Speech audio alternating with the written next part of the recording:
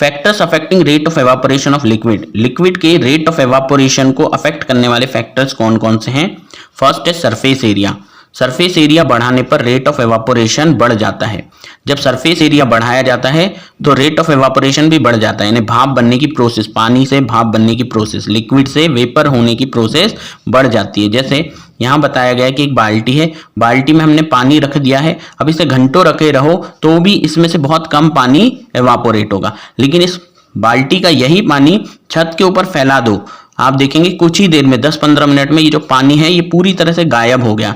मतलब यही पानी, उतना ही पानी यहाँ रखने पर, सरफेस एरिया ज़्यादा सरफेस पर फैला देने पर जल्दी से एवापोरेट हो गया, जबकि बाल्टी में वही पानी जो है वो घंटों दिनों तक रखने पर भी पूरी तरह से एवापोरेट जल्दी नहीं होता है। यानी सरफेस एरिया बढ़ाने पर रेट ऑफ एवापोरेशन बढ़ जाता है। दूसरा है टेम्परेचर, टेम्परेचर के बढ़ जाने पर रेट ऑफ एवापोरेशन भी बढ़ जाता है।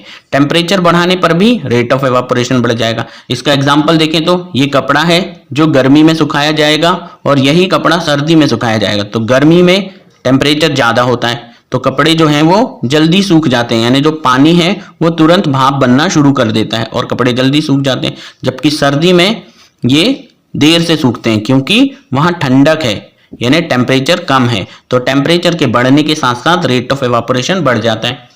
फिर है ह्यूमिडिटी, ह्यूमिडिटी का मतलब है एयर में वेपर या पानी का होना, जिसे हम नमी भी कहते हैं। तो ह्यूमिडिटी का मतलब है जो एयर है उसके अंदर पानी की मात्रा का होना। अब पानी ज़्यादा भी हो सकता है एयर में, कम भी। जैसे बारिश के मौसम में देखें तो एयर में पानी बहुत ज़्यादा होता है और गर्मी के मौसम में देखें तो ये ह्यूमिडिटी कम हो जाएगी क्योंकि जो हवा है उसमें पानी नहीं होगा या कम होता है।